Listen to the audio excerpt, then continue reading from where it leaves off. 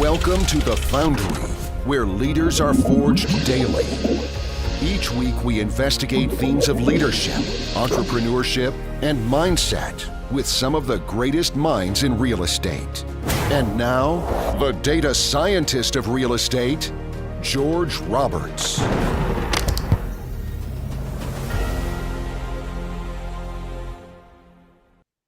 All right, welcome back, entrepreneurs. Here we'll start the second half of this excellent interview with Michael Pouliot. In the first half of the interview, we talked a lot about his early career. We talked a lot about leadership and entrepreneurship. And now we're really going to dive in and talk a little bit more about real estate. We're going to focus on that. I know a lot of you are real estate investors. And so with that, I'll welcome back our guest, Michael. Welcome. Thank you for having me back. I appreciate it.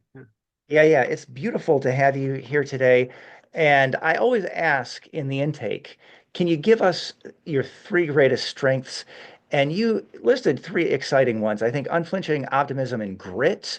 I think that's huge. I think a lot of people would mention determination or something along that. But you also mentioned system design and improvement.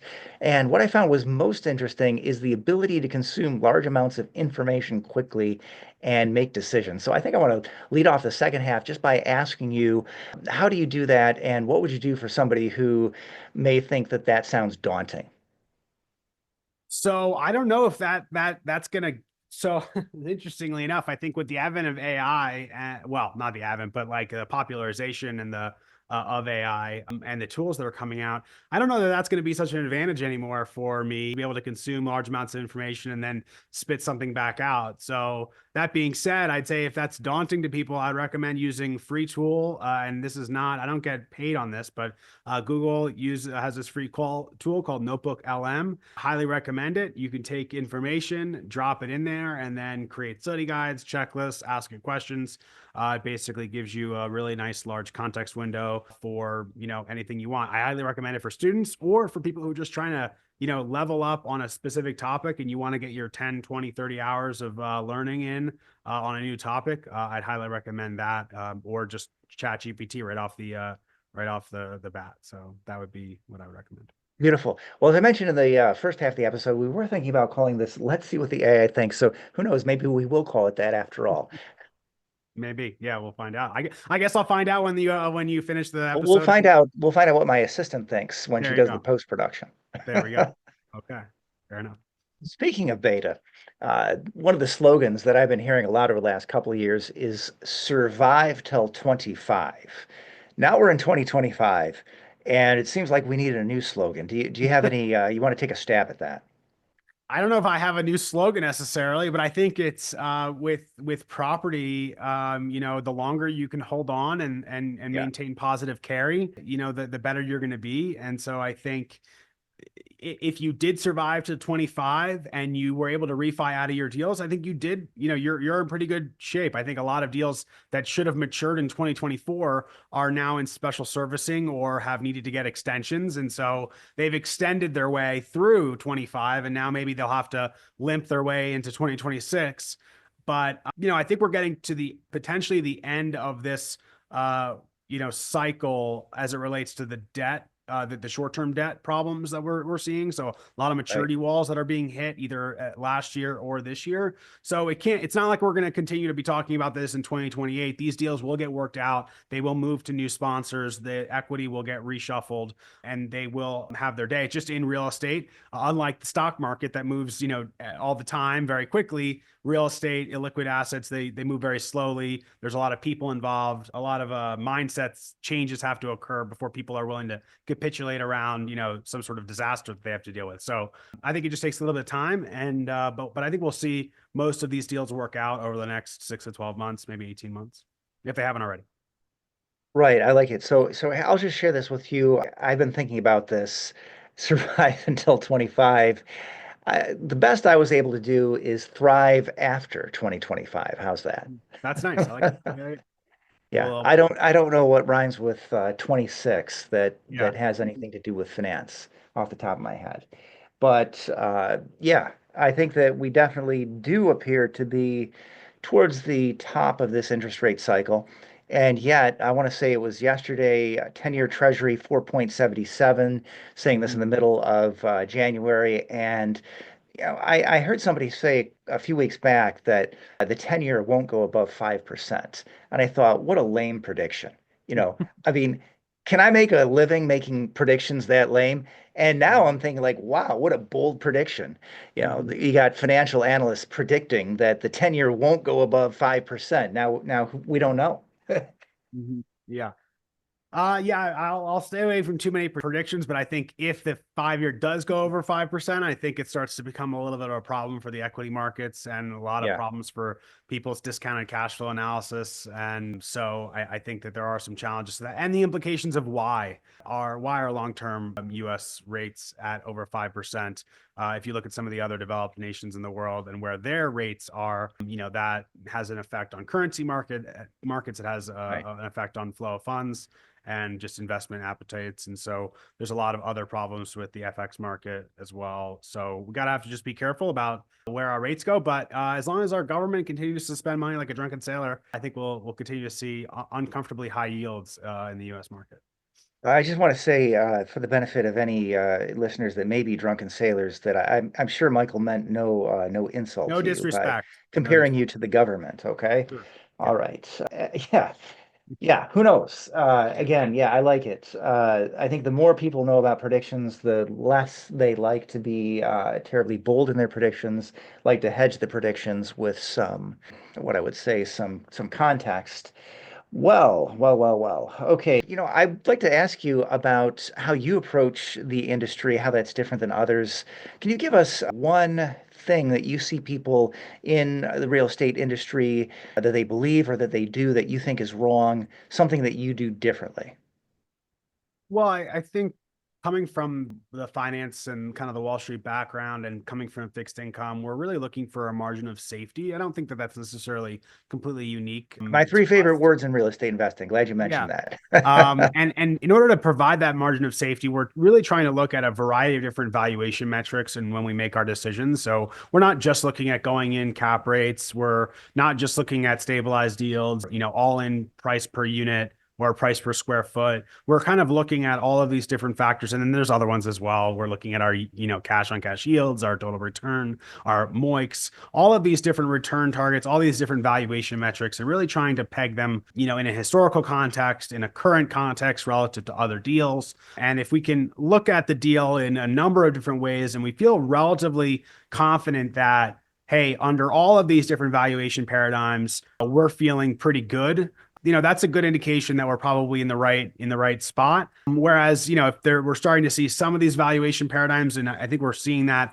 for certain types of deals where, okay, the going in cap rate looks good, but the price per square foot feels uncomfortable that we're going in at. And so we're just trying to make sure that across all valuation metrics, we're on what we think to be on the right side of history on those, and really think about how we can be value investors in the real estate space, which is why we really think about older vintage properties, 70s, 80s, and 90s vintage properties as where we can find attractive yield, attractive valuations, and we're not necessarily competing against institutions that have mandates to buy newer properties. They may have lower return requirements, and therefore their valuations may be significantly higher on a revenue basis. So we're able to buy income at a much cheaper price than perhaps some of our competitors. Yeah, beautiful. I love it. And I know you come from private equity in a more traditional sense. One term that some of our listeners might not have heard is MOIC. So Sure. explain, what is that? So just think about your multiple on invested capital. I guess this is like, yeah, Yes. it's a acronym. So multiple on invested capital. So if you're going to put in $100,000 and you're going to get you have multiple sources of kind of a return. Let's just, to simplify it, let's just call it cash flow and then a return at the end when you sell the capital gains. Say you're going to hold the property for 10 years. You're going to get 10% cash yield every year. And I think that would be a fantastic outcome for most people. And then at the end of the 10-year period, you're going to get basically another turn of return, or just say say another 100,000. So through that 10-year period, you got 10% a year. So you got 100% over 10 years, and then you got another 100% at the end. So you got a multiple on your invested capital of 3, right? So 300,000 over your initial 100,000. So a 3x multiple on your invested capital over 10 years is a pretty good outcome and should produce something in the mid-teens so far as IRR, depending on the timing of those cash flows. Great example. Thank you for that. And now I want to head into the challenging portion of the interview, the rapid fire series, which I call the 7. You ready? Yeah, I think so. We'll find out. All right, okay.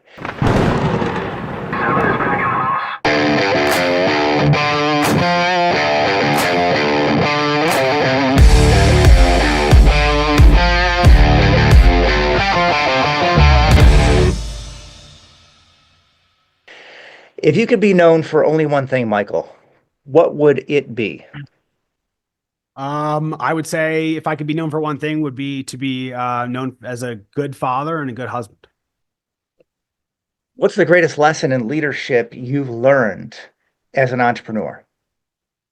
So I think this is something that came up recently. I don't know if it's the greatest lesson, but you got me on you got me in the hot seat here. So I think there's a difference between what's going on the ground and kind of the theoretical frameworks that maybe I'm thinking about and want to apply into the business. As an example, we recently vertically integrated our property management operations. And, every week we have management calls. We use EOS to operate our businesses. And I'm always kind of challenging the status quo. It's kind of the role that I kind of take in that meeting. And I think that's helpful. And I'm always, okay, well, how do we, do something differently? How do we think about applying technology here to reduce our staffing, et cetera? And these are all great ideas. They're great theoretical ideas, but there are some realities of property management that, you can't just make all of these wholesale changes just because it sounds good. And I think acknowledging that there is a difference between these theoretical frameworks versus what actually happens on the ground, and then really relying and trusting on my team and making sure that I believe in those team members to execute effectively and really know their domains well. And so I think by trusting them, by challenging them, but also acknowledging that they are the experts on the ground, really leads to an ownership mindset that they have, which is one of our core values. But they have an ownership mindset because they have been able to defend their view and then really take that view, apply it to the ground game, and then show me later on and say, hey, look, it's true what I said. And so, but it's a good dynamic to be able to have a lively discussion around these things in our calls, but also trusting your team. Yeah. Beautiful. And what would you say is the number one character trait that's propelled you to your current success? I think it's probably undying optimism and grit. So just constantly knowing that, I guess that's 2 technically, but being optimistic, I think that they sort of go hand in hand. And I think in order to be willing to kind of continually go forward, and even if you're experiencing challenges, especially in these last few years with real estate, it's been definitely a challenging environment. And so just continuing to move one step ahead, 1 foot ahead of the other, one step in front of the other, I guess is maybe the right term. I think you can, you ultimately get to the other side of it, whatever that is. And so just kind of that's just internal to me. And I just know that I just keep on moving forward, and surviving till 25, I guess, is a good moniker for that. It seems like we can't get rid of that slogan. We can't get rid of it. Well, but eventually it'll be 2026. We'll have to come up with something new. We're going to have to get rid of it at some point. To get rid of it. Yeah. All right. I love it. So I've got some random questions just to mix it up a little bit. Just tell me when to stop cutting the deck. Okay. Now. All right. How would you like to spend your elder years?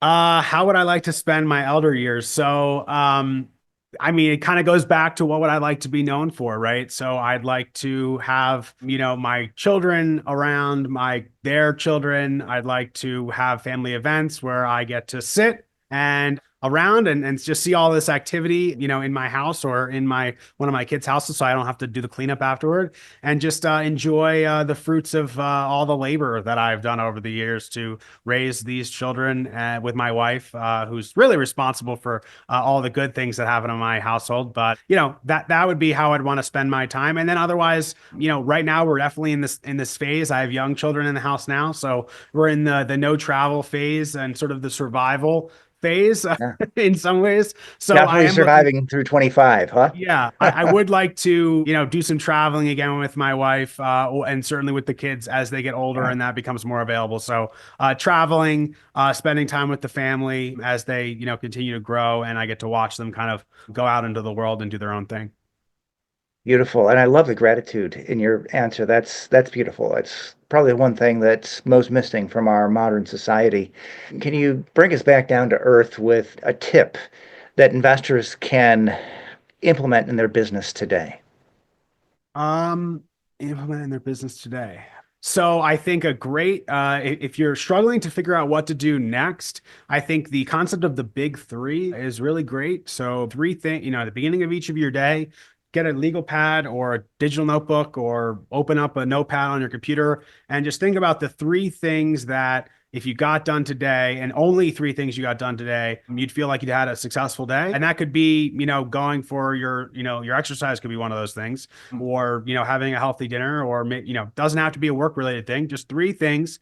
And then at the end of the day, make sure you can check those things off and then you'll feel really accomplished. Now, they shouldn't be like go and pick up your dry cleaning. So it's not a to-do list. These should be things Right. that that are important that, should move some, Big yeah, rocks. big rocks that should move your something related to your life and your goals in your life forward. So think about your big three for the day, accomplish them, do them first thing if you can. And then if you can't do them first thing, block them off on your calendar, check them off at the end of the day. You'll be amazed by what you can accomplish if you just get those three things done every single day. You'll be in a totally different place in a year. Yeah, beautiful. And I like that you include the personal life there because we really just live one life, not a professional life and a personal life. And when you're moving that professional life or your personal life forward, it's hard not to see the ripple effect on the other.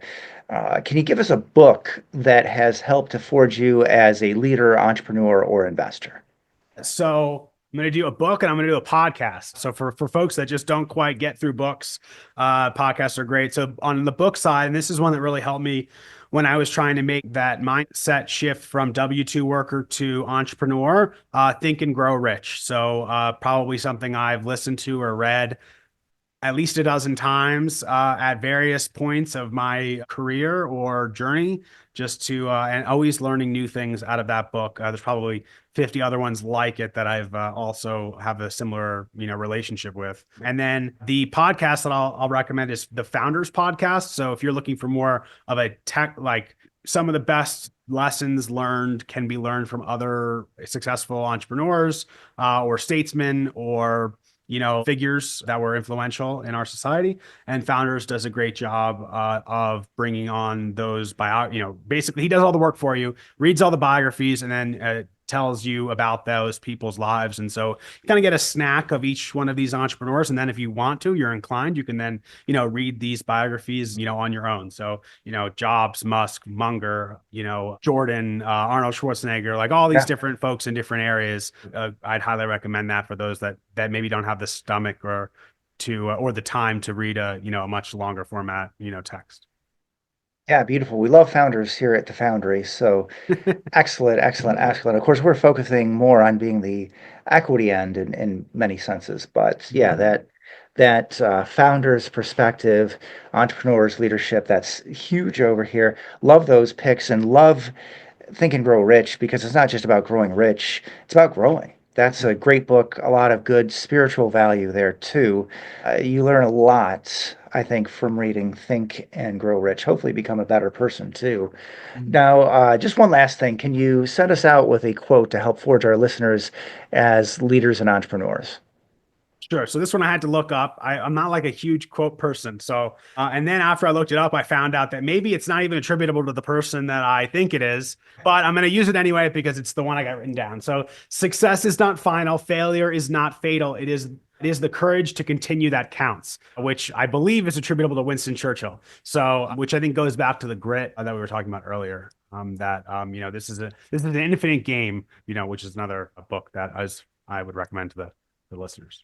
Great. The eminently quotable Winston Churchill. So, with that, I think we're going to have to bring this to an end. And so, I will ask you my final question, which is email, website, carrier pigeon, or smoke signals. What is the best way for our listeners to reach out to you? Just go to michaelpoulio.com, and from there you can get to my socials. You can get to the Dealmaker community, which is absolutely for free, and we don't hold anything back there, or join our newsletters, etc., or even become a guest on one of our podcasts. So michaelpoulio.com is where you can find all that information. All right, beautiful. Thank you so much, Michael, for taking the time to share your knowledge and experience with our audience.